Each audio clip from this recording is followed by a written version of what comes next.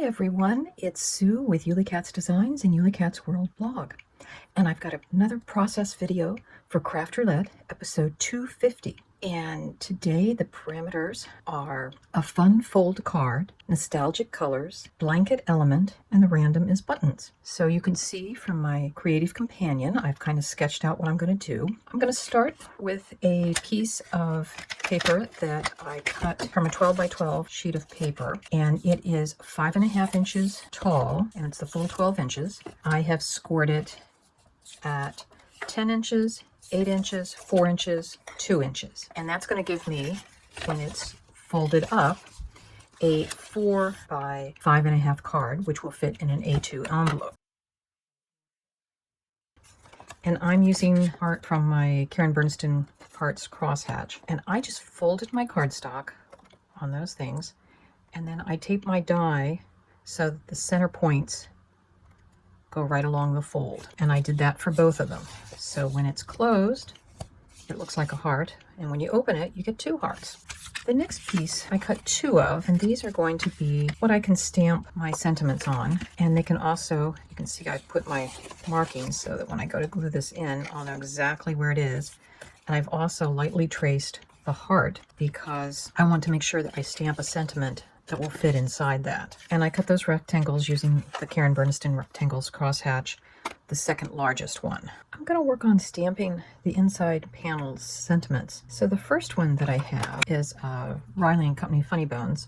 You're far too special for just a birthday card, so please keep the envelope too. And this card is going to somebody who loves snarky sayings and is a card maker, so I think they'll understand this. So now I've got a rubber stamp that I want to make sure fits within the little tracings of the heart placement is. Now, because one's a rubber stamp and one is a clear stamp, I need to change. So I've got my rubber stamp side on, and I'm just using my Memento Tuxedo Black. So there is our first layer. And the happy birthday is an older rubber knicker stamp. I want to make sure I keep it below that heart pencil line so that it won't be seen until you open it. Flip that so that we are on the clear side. And any other little spots I can take my pin to fill in.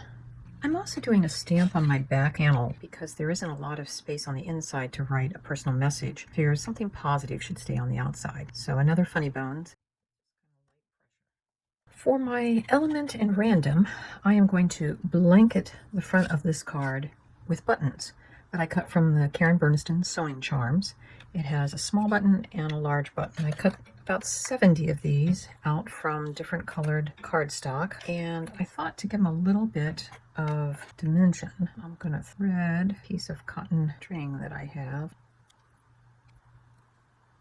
And I'll just tie a knot, cut off the threads, and then when I glue those on, it'll have a little dimension. So now I just have to figure out my pattern.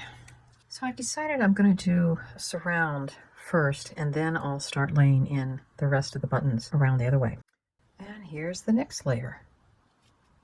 And we've got all of our buttons. So the next thing we'll need to do is erase the pencil lines and fill in any sparse areas.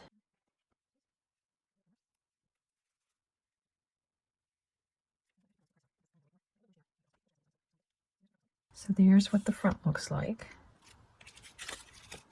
Now we'll put on the back. We'll see if we think we need to add a button or 2.